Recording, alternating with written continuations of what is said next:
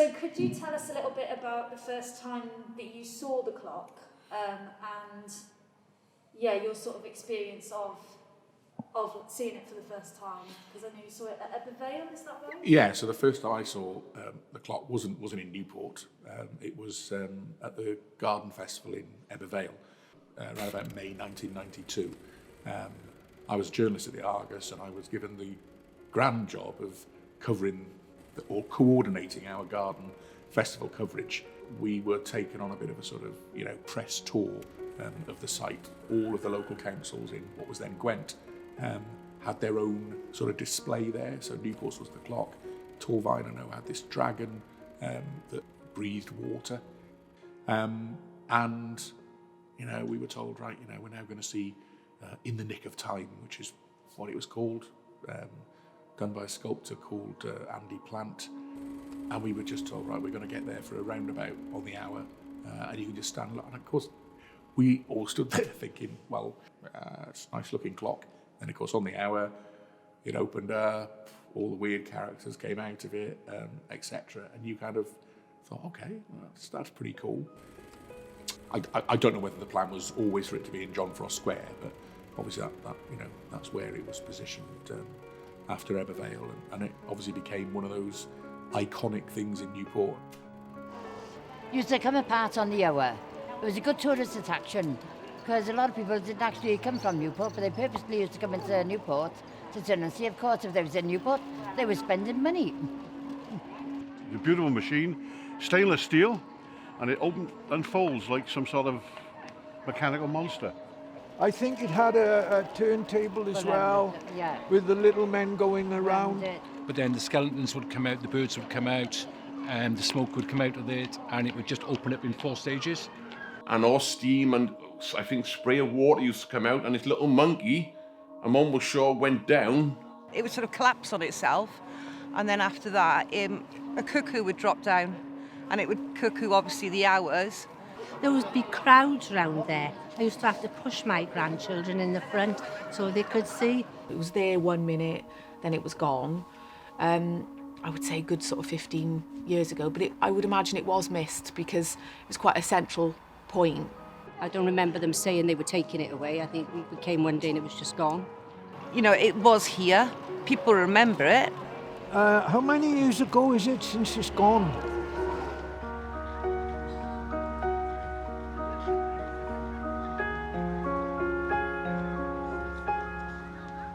The first time you saw it, you couldn't actually believe what was happening in front of you, and you didn't have the capacity to see everything either. So it was one of those situations where everyone would stop and they would watch, and then they'd go away and then try and come back again, because it was something that just left you wanting more, because every time you saw it, you saw something completely different. And it was always that kind of beloved memory of 5-2 on the hour. It was kind of like begging your mum, like, mum, we gotta go, we're gonna miss the clock, knowing that kind of clock in the middle of town opened up kind of on the hour. I used to take my kids to town when they were younger, and always they wanted to go to John Frost Square to see the clock. And I said, let's go shopping first, and then we're going to see the clock. It wasn't a very efficient clock, I don't think. I think it was a couple of seconds out quite a lot of the time, which people don't really talk about that quite as much as they talk about the theatricalities of it. But it was very interesting. It was a very interesting clock, I guess. Yeah, it was, a lot of things happened to it. On the hour, when it opened, people would run to sit in John Frost Square, and the kids would be looking and wonder at it. So it would come to like 12 o'clock or 1 o'clock, 2 o'clock, every hour it'd go ding, and then the roof would slowly lift up, and it would be all steam coming out and spraying of water, and then slowly it'd come up then, it'd open and open and open, and all stuff in the middle end would come out. And then out of that came a variety of characters. There were sort of devils, and steam came out of it, and smoke, and you could watch it loads of times and still spot things that you hadn't spotted the last time you looked at it. It used to sort of crack or shatter open, and there was these beautiful sort of angel and devil figures in there. It's a strong sense of sort of theology and mystery surrounding it. In my research of the clock, most of it's been about, I suppose, the mysticism and the unknown surrounding it. But I suppose it's escaped my thoughts somewhat to try and I suppose, find the human element, the person who made it, because I suppose even if such a man exists, well, I'm sure he does exist, has made it, will he really be able to tell us the answers? Will he really actually know what it means? Or is the meaning of the clock itself been sort of taken by others and made it into its own thing? I think it's one of those things where it is kind of one of those enduring mysteries, where it's like it was there and now it's not there, and you can remember it and you can say to people, go and look at it on YouTube, but it, you'll get kind of an idea, but not the same. So I think it's there in the consciousness of people. We've got whole sort of 2 generations of people who can remember it fondly, either being as children or as being parents, of that era. But people don't tend to know much about the clock itself. For a lot of people, it just kind of disappeared. There wasn't kind of an immediate plan. This is what we're going to do with it, and it just kind of one day wasn't there. Andy Plant, I think, probably says himself that the intention was that it was for the Garden Festival, and that was it. You kind of think of the end of Raiders of the Lost Ark, don't you? In a massive kind of Area 51 archive. I'm sure it wasn't in anywhere like that. It was probably, at the back of some very big cupboard somewhere. It had the sort of personality where you could think, did it disappear of its own accord and go off and have strange adventures? Did it appear somewhere else? Andy Plant built something so complex, so wonderful. He was trying to tell us something. The physics of it are fascinating. All those cogs and winding bits and turning bits. It is physically possible for that clock to just wander off. I know it's silly. It sounds really silly, but it's physically possible for that clock to just, I don't want to say sprout legs, but because the mechanisms are already there, it doesn't need to sprout anything. It can be in there. It could just go. It could just go. But I'm not the person you need to speak to about that. You need to speak to Laura Matchick. Who's Laura Matchick? She's the girl that spoke to the clock.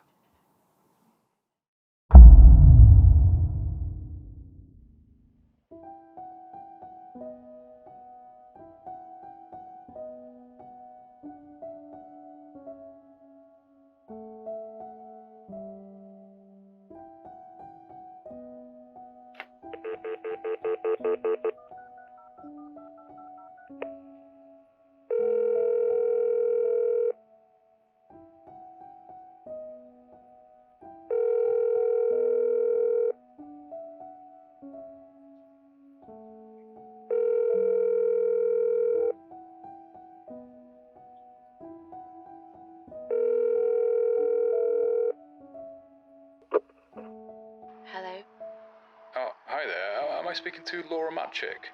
Yeah. Who's this? Hi, Laura. My name's Aled, and I'm calling from Film Bach-Amaur. We're a production company based in Cardiff. Okay. Yeah, we're making a documentary at the moment about the Newport clock. Hello? Yeah, go on. Yeah, so we're making this documentary about the Newport clock, and I was wondering if you'd like to be involved. Maybe do a little interview for us, or... I don't.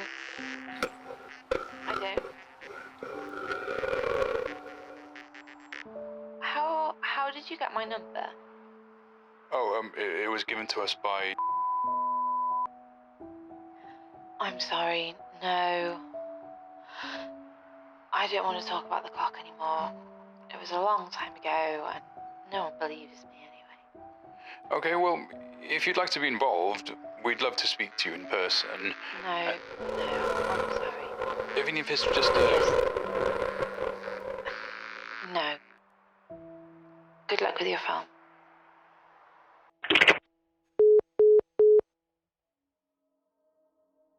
If you say to people, where did it go? There's always, it was just gone.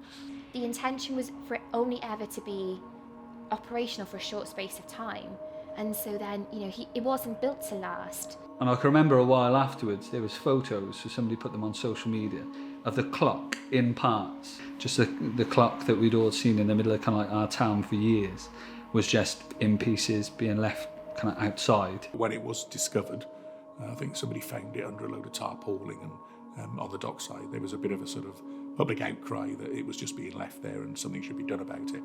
And then obviously the developers of the Glanusk housing estate decided they'd do something with it. It's sort of our gateway, at the front of the housing estate, on the roundabout. That's it's the opening or the portal into the new Newport, the new parts of Newport. It's growing, and it's not just in the city centre anymore. It's all part of a big plan. In 10 years you won't even need to come to the city centre. It's all going to be, Newport will be doubled in size, and it all starts with the clock. Isn't it over where the old license was, or over that way somewhere, I think?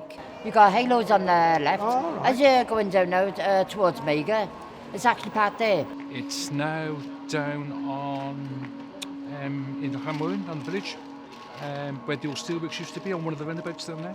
It's actually quite out of the way, it's not, so it isn't really a focal point anymore. I can't get my head around why they done away with it. Why didn't they? It also broke for about, I think, 5 or 10 years. Actually broke, and they just left it standing there. Why didn't they mend it and get it going? It's all down to money all the time. Well, the thing is, what's it for? If I need a clock in the city centre, if I'm coming out of H&M or River Island, I open my phone and I look at the time on that, don't I? And it just goes back in the pocket. Why would I want to walk all the way over to a clock? So I just don't know why people would want it.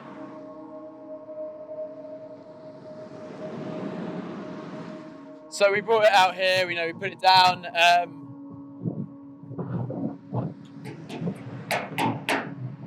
It's hollow, so we took all the stuff out of the inside of it.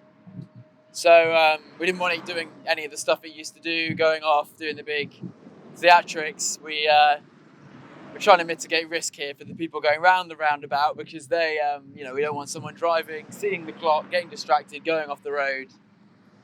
We're trying to save lives, so, and it's a better clock now, I think. It's a better clock. It's just a clock that tells the time. And I'm fairly sure that is the right time. I don't have my phone on me. I left it in the car, but yeah, I'm pretty certain that is the right time.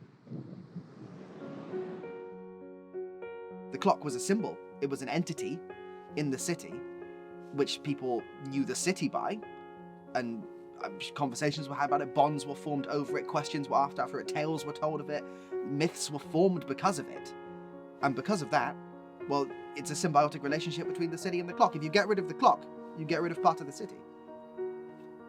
The tattoos, what better way to kind of look at memories and keep memories on you. The clock had to feature, TJ's had to kind of feature in the castle. The wave, again, it's kind of been sat on that front. Everybody's driven past it, everybody's walked past it. Back when you went into town, you went into the market. So Nye came in with an A4 sheet of paper, and he had a little sketches of plans and loads of writing, and it was great designing it all, because I learnt a lot about Newport myself while designing the tattoos. So I'm really pleased with that. I managed to find a video online from the 90s that someone had taken of the clock in action. I think it's like the only video online. I had to take screenshots from the video because there's like hardly any pictures of it at all. So I managed to get 3 good photos of it, and based on those photos I came up with the design for him like this.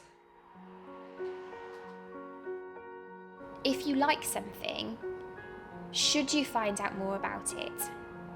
And do you find out more about it? Or is it just something that you pass every day and you enjoy, and then when it's gone, it's a sense of loss, and then you think, oh no, why is it gone? It was so important to me. But was it important, or was it just that feeling that it gave you? It'd be nice to see it up in the town, but I won't go out on my way down to Landwood Steelworks to have a look at it, so it's quite a way. It's a shame that it's not part of a focal point for Newport. It was a feature of Newport, which I found lovely. It was lovely to see. I don't necessarily miss it because I think it was of its time, and everything has its time. I think it's a great thing to look back on and to remember. It probably lasted far longer than anybody thought it would have done. But yeah, I think that we just need more things that we can stop and look at.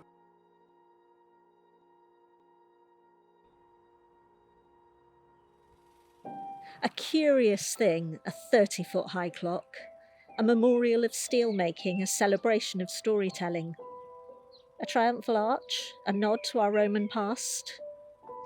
Funny that this timepiece, counting the passing of the minutes, had the power to stop the world as it chimed the hour. The devil, caught in our clock, pokes out his head to call out his demons holding the sands of time in their hourglasses of fate. They shake their heads. It is not now. It has not yet come, the hour they await. The cuckoo, committed to her task, calls the angels from their sleep.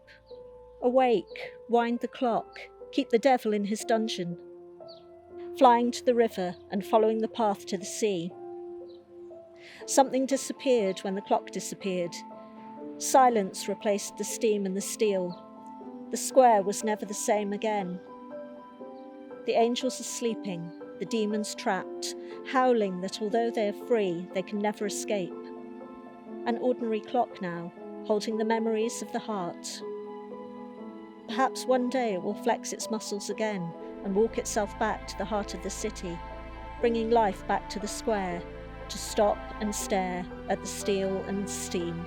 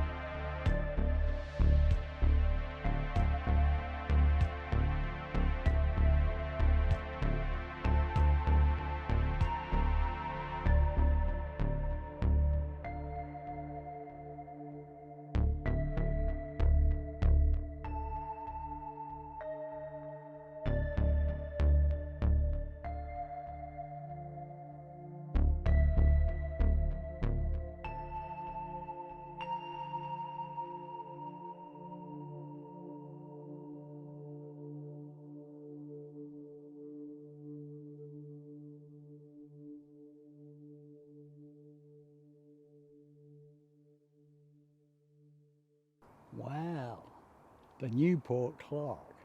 Well, what a wonderful object. It lasted for a few years, and people used to come and watch in awe this wonderful object doing all these magical things. It was a great show, and all the little girls and boys used to come and watch this wonderful little show until it started to break down a bit, and it wasn't working properly, and it was almost as if a guy had to get up on his ladder with a can of what do you call it, not Vaseline, a can of oil, and leak those little bits to get it going again. And sometimes you walk past there and there'd be a bit of scaffolding up there and you think, what are they doing now? Anyway, it all died and it all went to sleep, and all the people who used to watch it, they never bothered to come again. And then all of a sudden it disappeared, and the only thing left were the box of flowers around there. And you just thought, this is a monument to that wonderful bit of architecture that everybody liked, but now it's not working and it's going to bed. And where is it going? It went to a yard. Yeah, it went to a yard, and people complained about it, and they thought, hang on, we got a new estate going up. It's called the Landwern Estate. And now it sits quietly in the middle of a roundabout, and it's quite idyllic when you go to see it. It's asleep, but it's there, and the passing motorists come along there and think, wow, look at that. Fancy that, being in the middle of a roundabout, that lovely monument of Newport that used to work, and now it's died, and it's just been seen by passing motorists. Yeah, that's it. That's the story in a nutshell. Brilliant.